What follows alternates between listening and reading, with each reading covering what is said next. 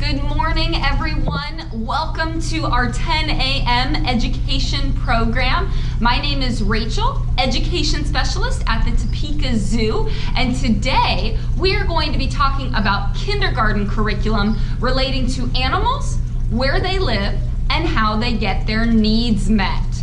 So to start with this topic, first we need to learn about what it is called where an animal lives.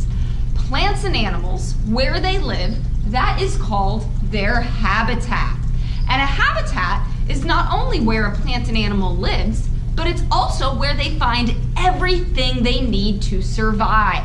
Their food, their water, their shelter, which is their house where they live, the oxygen, the air that they breathe, and enough space, enough room to be able to grow. Now, as humans, we have our own habitats. We build houses, we go to the grocery store when we need food, but animals, they live in different places around the world because those habitats are where they find everything they need.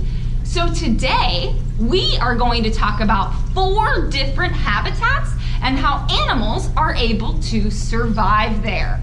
And the 4 habitats we're going to talk about are the desert, the Arctic, the forest, and ponds. And then we will meet a live animal that loves to live underground. So for our first habitat, the first place where plants and animals live, we are going to talk about the desert. Deserts are places that are really hot and really dry. And they're oftentimes covered in sand or yellow or green grass. Animals, like a camel, love living in the desert because they blend in perfectly with the sand and the earthy colored grasses and landscape where a desert is.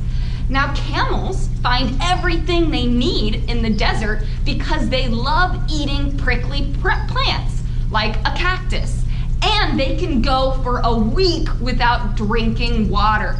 So camels love living in deserts because they find all of their needs there. Another animal that lives in the desert is a scorpion. Scorpions, just like the camels, blend in really well with the sand, and they like to eat all of the smaller animals that live in the desert, like spiders or lizards or even other scorpions. And they use their tail with a stinger on it to catch their prey. So scorpions love living in the desert where it is really hot and really dry because all of the things they need, their food, their water, their homes, can be found in this habitat. Now, deserts are hot and dry, but our next habitat is cold and windy. This is the Arctic. And as you can see, the Arctic has a lot of ice and it's frozen. It's really cold there. Animals who live in the Arctic oftentimes want to be white or lighter in color so that they can look like the snow and the ice around them. The first animal that lives in the Arctic is a seal. And seals are covered in a lot of blubber, a lot of fat that keeps them warm even when it's freezing cold. They love to lay on the ice to rest, and then they get into the water to hunt animals like fish. So seals are really adapted. They live really great in places that are cold. They find all of their food and water and shelter in the Arctic. Well, the other animal in the Arctic that we're going to talk about is the polar bear. Polar bears are white, so they blend in with the snow. And they have really thick fur all over their body that keeps them warm. Polar bears find everything they need in the Arctic because they love eating the seals.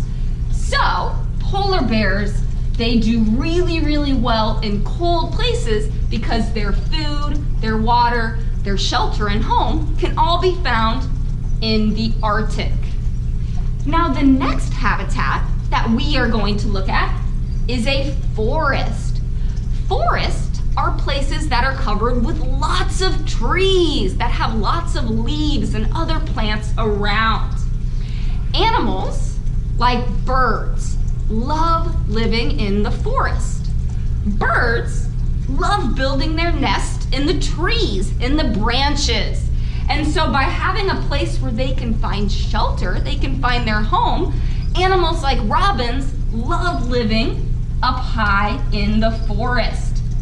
But not every animal who lives in the forest is up in the trees. Some animals, like deer, they love to eat all of the plants on the ground. Deer really enjoy eating things like acorns that fall from the trees, or the leaves that are on the trees, or the plants on the ground. So deer live in forests because they find everything they need there: their food, their water, and their home. So in a forest like the woods we have here in Kansas, you might see a deer or a robin. Now the final habitat that I want to talk about on our board here are ponds. We have lots of ponds here at the zoo. You might have a pond in your backyard or near your home. And animals who live in ponds, they love to get wet and to live in the water. Animals, like a duck, for instance, they love to live on the water because not only does the water provide them a place to seek their shelter, their home, but they love to munch on the plants in the water and maybe even the small fish in the water. Ducks have webbed feet, which allow them to paddle and to swim very easily. So a place like a pond is a great habitat for a duck. They find everything they need there. Now the final animal that lives in a pond is a bullfrog. You might be able to tell a frog is around just by hearing its croak. It goes juggerum, juggerum, and they love living in ponds because frogs have to stay wet, and the pond allows them to do that. They also love eating bugs that fly over the pond, like dragonflies or like flies. And so frogs find everything they need in a pond like this. They find their food, the bugs, they have plenty of water, and they can hide underneath the plants in a pond. So frogs, they love living in this habitat. There are places all over the world that plants and animals call home. So if you all find an animal in its habitat, whether it's a pond or the woods, we want to look at it, we want to learn about it, but please never mess with an animal in the wild. We don't want to scare it, and we don't want to stop it from finding everything it needs to survive. Its food, its water, its shelter, the air that it breathes, and the room, the space that it needs to grow. So if you are in kindergarten, what I want you guys to do is attached in this video is a link to a worksheet. And this worksheet reviews what we just learned today. What you need to do is you need to match each of the 4 animals to the habitat that it lives in by simply drawing a line from that animal to its habitat. And then from the habitat, you need to draw a line to its need, its food that it needs to survive. And as always, once you've completed this worksheet, please take a picture and put it in the comments. So friends, we always like to have one live animal in all of our lessons, and today we are going to meet an animal whose habitat, where it lives, is underneath the ground. So these are not animals that we see very often because they like to find their shelter underneath the dirt and the mud. So come on over. We are going to look at Mulligan the Armadillo. So Mulligan, he loves living in the dirt. As as you can see in his habitat here at the Topeka Zoo, he has lots of room to run, and he's got lots of dirt for him to climb and to dig under. You can see he's also got pots, he's got rocks, he's got things in here that allow him to move around and to find his space that he needs to survive. Now we know that Mulligan the armadillo loves to dig because he's got really sharp claws. It's hard to actually see his claws right now because he is running around so quickly. And he's so fast and those claws are so strong that he actually walks on top of them. But those two sharp claws on the front of his arms allow him to dig a hole underground. So what do you guys think he eats if he likes to dig underground? He has a really good sense of smell, which means he can smell up to 8 inches underground. And he uses his claws to get to the food that he eats. If you guys guessed bugs, you are right. That is what Mulligan needs underground as a way to survive. He loves eating ants, termites, spiders, worms, and more. And he uses his body parts, his shell and his nose, as a way to find the food that he needs in his habitat. Now you guys will notice that Mulligan also has a shell on his body, kind of like a turtle, and it functions the same way. Both turtles and armadillos use that shell to protect them. If Mulligan is scared, he will curl up into a ball and that shell will protect him because predators who want to eat him can't actually break through. He is what we call a 3-banded armadillo because if you look closely at his shell, you'll see that he has 1, 2, 3 bands, and those are flexible, which means he can move up and down and curl into a ball easily with that shell. So I see that we have a few questions. What family is the armadillo in? So these guys are actually related to animals like anteaters and sloths, which seems kind of silly, but that's who they are related to. Maggie wants to know if Mulligan will get to see his girlfriend to make another baby. Excellent question, Maggie. So the reason Maggie is asking this is because these types of armadillos in the wild, down in South America where they live, they're not doing very well. The number of them that live in the wild is actually going down because they're losing their habitat. They love living underground and people are building over the habitat where they live. So they don't have enough room to find the food and water and shelter that they need. So here at the Topeka Zoo, Mulligan actually has a girlfriend. Her name is Erin, and she lives over in the rainforest. And Mulligan and Erin are parents. Over the last several years, they have had 5 armadillo babies called pups successfully. And they have them one at a time. Unfortunately, I'm not sure we're going to have any more armadillo babies, Maggie. Mulligan is actually getting pretty old. He is about 11 or 12 years old, and they live only about 10 years in the wild. We get recommended for them to have babies by the main zoo body. So the Topeka Zoo doesn't get to decide if we have babies. We actually have to be recommended by the Association of Zoos and Aquariums. So far, we have not been told to have any more babies. Okay, do we have any more questions today on animals, the habitats where they live, and the needs that they have?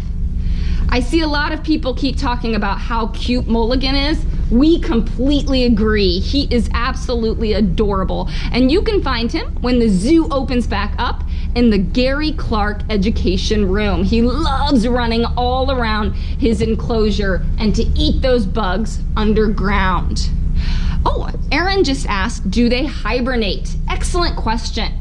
So this type of armadillo actually lives down in warm regions in South America. So in the wild, it's not going to get cold enough for them to go into hibernation. So no, they do not hibernate. Here at the Topeka Zoo, this room is kept really warm all year round, so he doesn't hibernate here either. What does he eat at the zoo? Great question. So Mulligan is mostly an insectivore, which is a fancy word for he loves eating bugs, just like we talked about. So he gets some biscuits, he might get a little bit of fruits and vegetables, but his favorite things at the zoo are mealworms. He goes crazy for the mealworms. How do you talk about why polar bears need sea ice to survive? Great question. So polar bears, they live on the land, but sometimes when they are hunting seals, they have to go out into the water to swim to find the seals. The sea ice is very important for polar bears because they use it as a way to rest. If they are out in the ocean and they're hunting their food, a big piece of sea ice allows them to climb up and to rest from all of the swimming they are doing. So sea ice is super important because if they didn't have it, they would use all of their energy swimming, and sometimes they don't have enough energy to find their food. And it's actually really important for the cubs because as an adult polar bear, they might have more energy, but if a cub is learning how to hunt and goes out and swims and there's nowhere to rest, they can sometimes drown. So it's important that we have sea ice for polar bears. Aiden wants to know if Mulligan can swim. Yes, actually, armadillos can swim, which I think is crazy, and they can hold their breath for up to 6 minutes. So in the South America where he lives, if he finds a pool of water, he can swim in it. What is his shell made of? It is made of 2 things. Most of it is bone, like we have inside our body. But the very top portion is made out of keratin, which is a protein. It's the same thing that your hair and your fingernails are made out of. So bone and fingernail materials, it's what it's made out of. How long do they live? So in the wild, 3-banded armadillos usually live about 10 years. But as I said, Mulligan, he is 11 or 12. So in human care, they can live longer because he doesn't have any predators, he has all of the food and water and shelter that he needs, and he gets a veterinarian to take care of him and make sure he doesn't get sick. How fast can he run? That is a really good question, Maggie. I don't know the number off the top of my head. I know we as humans can outrun him, so I would say maybe 1, 2, 3 miles an hour, but they do go quite a bit. And I can look up that exact mile per hour and comment back to you later as well. How many species of armadillos are there? There are 21 different species of armadillos in the world. Here in the United States, we have the 9-banded armadillo. That is the only type of armadillo that we have in our country. The other 20 species live in Central or South America. So the ones you might see here in Kansas, they're bigger than Mulligan, they're grayer, and they have 9 bands. We want to know if he is related to hamsters or rodents. He does kind of look like a rodent, but he is actually not related to them. He is related to animals like anteaters and sloths. Gianna wants to know where his girlfriend is. So his girlfriend lives in the rainforest. If you've ever been to the Topeka Zoo's rainforest, at the bottom of the stairs is an exhibit for the armadillo, and that is where the girlfriend lives, and when they have babies, that is where the babies live. Do they live in their families or solo? So these are solitary animals, which means they live solo. The mom will stay with the babies for a couple of months after they are born, and usually they only have 1 baby at a time. And then that baby has learned how to survive on its own and will go out on its own. But otherwise, they are solitary. What are its common predators? Excellent question, Linus. So that shell, because it is so strong, it's gonna take a big predator with a big mouth to bite through it. Mulligan, he's nocturnal, which means he comes out at nighttime. So he has to be careful of cats, like jaguars. They have the ability to bite through his shell, as do some types of crocodilians, like caimans. So those are his two biggest predators. And unfortunately, as I talked about earlier, humans, they sometimes get these guys as well. They destroy their habitat where they live, or they try and take them as pets, which is not something we want to do. Gianna wants to know, when is his birthday? I do not know, and I'm not actually sure we know. I can ask his keeper later, Gianna, and respond back to you with the exact date. I know, like I said, he's 11 or 12 years old, but the exact date of his birth, I will look that up and get back to you. Alrighty, friends. Well, that is the end of our kindergarten lesson today. Thank you all so much for learning. Tomorrow, we will be back at 10 a.m. learning first grade curriculum relating to how parents have patterns and sounds that help their babies to survive. So we'll see you tomorrow. Thanks so much.